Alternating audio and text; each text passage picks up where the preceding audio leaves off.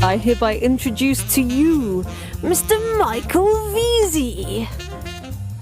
Ladies and gentlemen, welcome back to Amazing FBA. This is your host, Michael Veazey. I'm very, very happy to be talking to a very exciting guy with a lot of imagination and experience of real life, which is a great combination, Chris Rawlings of Judolaunch. So, Chris, welcome back for the third and final segment that we're talking about today. Thanks, bro. I'm just as stoked as I was on the first segment. Excellent. Good. It's very important to have Americans that are stoked, that they're never just slightly pleased to be here. It always be entertained.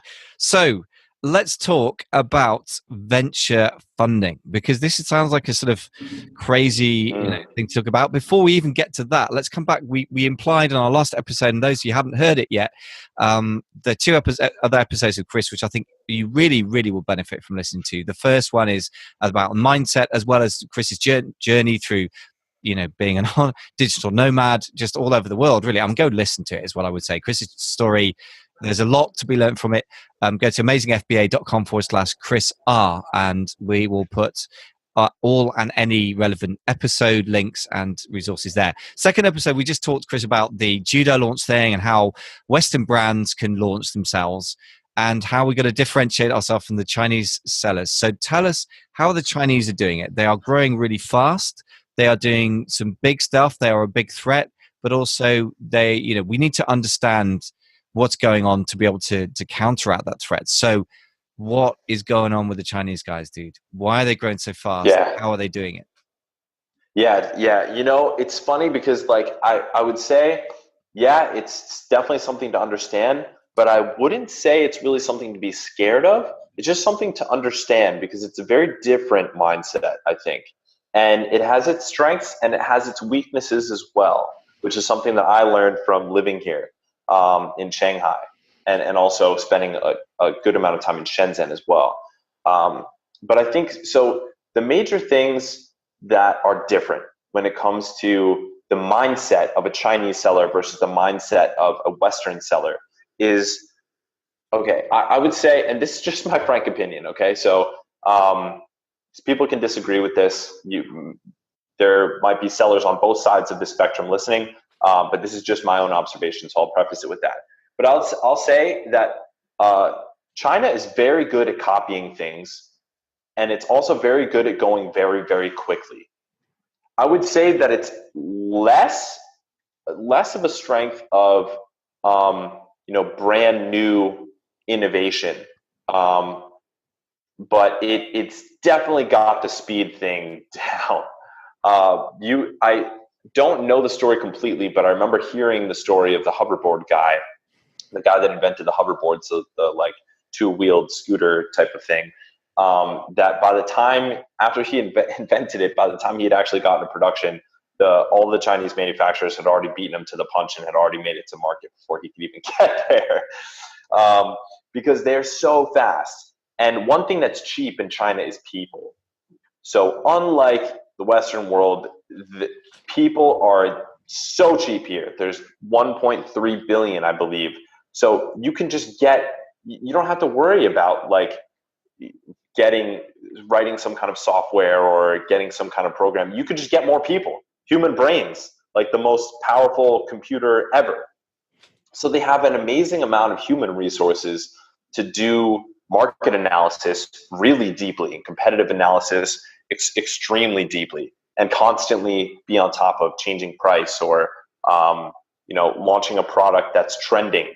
But the thing is, going back to the difference in between their ability to innovate first, copy quick, is that I think Chinese sellers are more likely to be very opportunistic. I don't think the brand identity tends to be less centered around a specific ideal person, and it's more just sell whatever sells, and whatever is selling high volumes. So it's like, okay, these unicorn pool floaties are trending on Facebook. My trending team has notified me of that. I'm going to source it tomorrow and get the first order out 5 days from now, versus what would take probably 4 or 5 months for someone who's based in the US or Europe to go through that whole cycle. If you're based here in China, you have those relationships already. You can make things happen orders of magnitude faster. So if you're trying to be an opportunistic seller and you're based in Europe or you're based in the US, you're going to lose for sure, because that is not your forte. That is China's forte. China can do that so much better than you, no matter how fast or good you think you are. Because not only do they have the people to do it, but they have money too. There's tons of money just being dumped all over the businesses in China by the Chinese government to help them expand very quickly. There's all kinds of grants available and investors who will invest in these businesses because they know that that is their strength. They have the ability to do that very quickly. So I would say focus on what you can do, because you're in these markets if you're a Western seller. And I mean, I'm not discriminating. You know, if you're a Chinese seller, I would say go for it, man. Do more of that. But if you're based in Europe or you're based in the US, do what you are strong at, which is knowing the customer. That is your strength. That's the thing that the China-based sellers don't have on you, because they're selling into Western markets, but you are in the market. So you do have this deep understanding of the customer. Use that. So do that thing. Focus on your brand identity, the brand character, the core of your brand, building an ecosystem or a community, or making partnerships with those communities around your brand. Because since you can't win the opportunistic way by chasing trends, you can win by knowing your customer better than the other guy, and by going where they are more than the other person, going to their watering holes, and being with the people who they respect, their influencers, their leaders, their educational leaders, their media, and building a community there. That's your strength.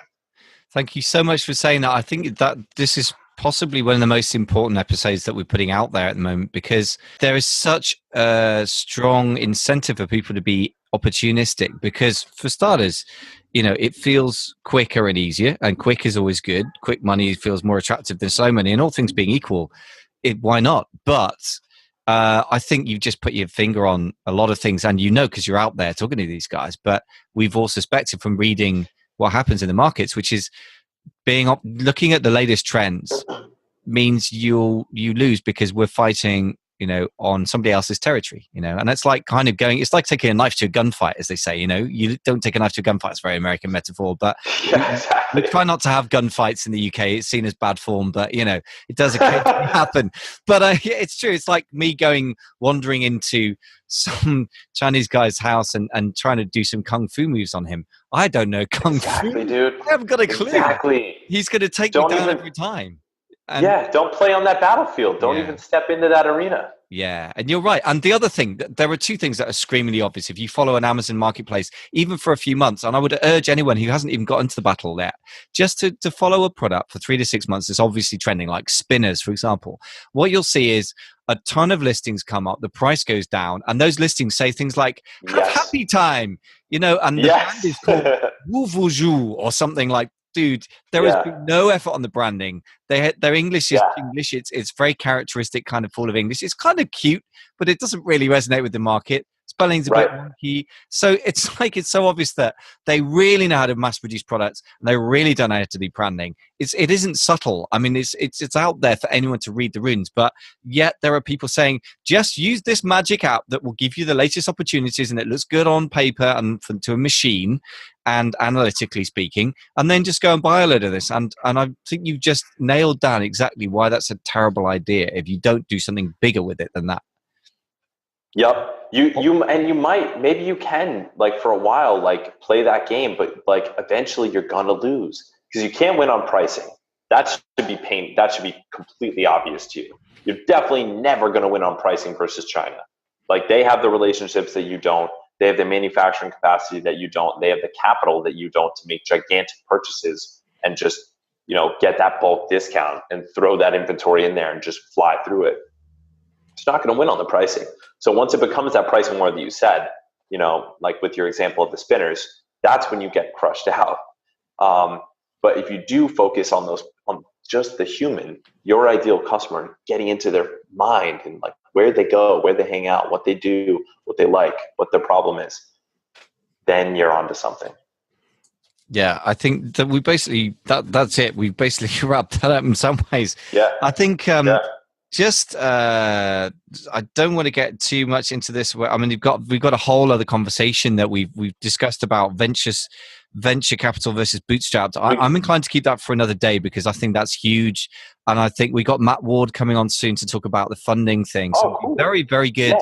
Matt's a formal advisor of ours. Interesting. Actually. Okay. So, Yeah. I mean, there'll definitely be more and more conversations around the funding thing because I think the money side, you do need some more money to play with these days to begin to compete, even if you are differentiated and have a great brand and stuff. And I think that is an issue that's coming up in all the masterminds I'm a member of, whether I'm running it for people who are doing $250,000 a month, they don't have the capital to grow to $500,000 a month, or whether it's people just starting out, in my case, so I'm, in the sort of tens of thousands a month sort of range and going, dude, we're never going to break through that ceiling unless we, go and get some funding. So it's certainly an issue, but I think we'll get you back on at some point, maybe even quite soon to talk about that, because I think brilliant thing to talk about. But I just want to leave that stuff you've just been talking about resonating, because I think it's super, super important. Trying to compete with somebody on their own turf, it just doesn't make sense in terms of basic competitive thinking. And as soon as you take the bigger picture and stop thinking about magical gurus or magical business systems or magical software that's going to solve built-in sort of, what's the word, structural issue, then you stop thinking that. I mean, it doesn't matter how good my knife is if somebody's standing at the other end of the street with a rifle. It's kind of over. Yep. So true, dude. That's such a good metaphor. Yeah, well, thank you very much. That's very sweet of you. I mean, I think I've overexpended that metaphor to a ridiculous degree. Chris, obviously, you've got amazing value that you brought to the podcast.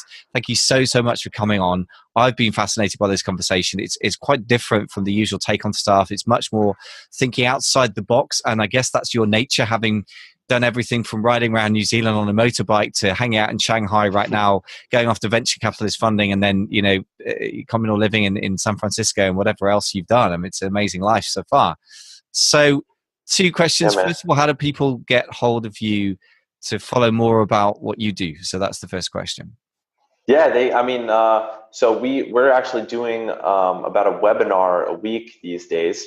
So just to keep you'll see my face every single week if you just go to judolaunch.com and enter your name in our blog at the bottom of our blog, or your email there. Then you're going to see me every week. It's not a podcast. I don't know why. Maybe it will be. We should talk about that, Michael. Maybe it will be a podcast at some Happy to talk. Yeah. Yeah. But right now we're doing a weekly webinar. So yeah, that's a way to stay in touch. And then also I talked to my team between when we last talked to now, and we put together just a little kind of bonus for your listeners. If they do want to go the Judolaunch route and use our stuff, then if they just mention your name, honestly, that's all they have to do. And they shoot us an email at sup@judolaunch.com, sup@judolaunch.com. They get 15% off, like whatever they purchase. So that as well. And yeah, that's pretty much it. And then the next time I come on the podcast, I'm glad we kind of set that up already, because I have a lot of thoughts around that funding and being, backed capitally and getting more capital power. It's just a totally different route, and it's like the high-speed growth route, and that's totally down my alley. So I'm stoked to talk about that. Yeah, I'm really looking for. I was looking forward to talking about that, but I think it deserves its own, time and effort and a separate conversation, because I think that's very, very important. But also, like I said, I don't want to detract or distract from the really important things you've brought, even just in this last short episode, about where, how to compete and where not to compete. And I just think it's so obvious when you say it like that. You've got the perspective. You're an American in China, and you can see this. So have you got any parting thoughts, Chris, for anyone who's either just starting out or just, in the middle of that Amazon journey? Yeah, I will say definitely, I think the one thing that has been the common thread between these 3 episodes between you and I is that we both agree that the stuff we used to think is hokey mindset stuff is actually the most important thing, is to have the right mindset. So if you want to grow, quickly, you got to have a high growth mindset. If you want to just have a nice leisurely lifestyle business, then you should be happy having that mindset. But the mindset is what's key. And I think one of the most key mindsets to have is that you are a fluid concept. You have the ability to change. You are not a static person. You're not a static being or a static entity. You're fluid. You're dynamic. You're constantly changing. So if there's something about you, or there's a way about you that you don't like or that you want to change, or a way about your business that you don't like and you want to change, you can change that about yourself by reprogramming your own mind. You have the power to do that and changing who you are as a person. And there's nothing wrong with that. That doesn't make you a traitor. It doesn't make you a follower, a poser. You should be changing yourself and should be improving yourself, and you can change and improve yourself. So yeah, those would be my parting thoughts, Michael, for excellent. your audience. Properly spoken like a San Francisco resident, I have to say that sounds like the Californian, the best of California, which is the self-creation, the self-actualization, which I'm big on. I live in London, which is in Britain, and it's traditionally a very staid, fixed place in some ways. But actually, people come to London to reinvent themselves as well, because people come from all over the world. And because London offers global city, I just think we have this sort of online melting pot like London now, or New York in the 1920s. That online is the place you can choose to go and reinvent yourself. And as you said, you can invent yourself again if you feel like it's not right. And I like the fact that you're allowed to do that. You don't have to feel a traitor. You're giving us permission to change. Exactly. Great stuff, Chris. Thank you so much for that thought and for all the value you brought. Real pleasure to have you on. We're definitely going to have you back and I'll hold you to that. But meantime, thank you so much for coming on and sharing your thoughts. Totally, man. Thank you. Have an awesome day. We'll connect soon. Take care.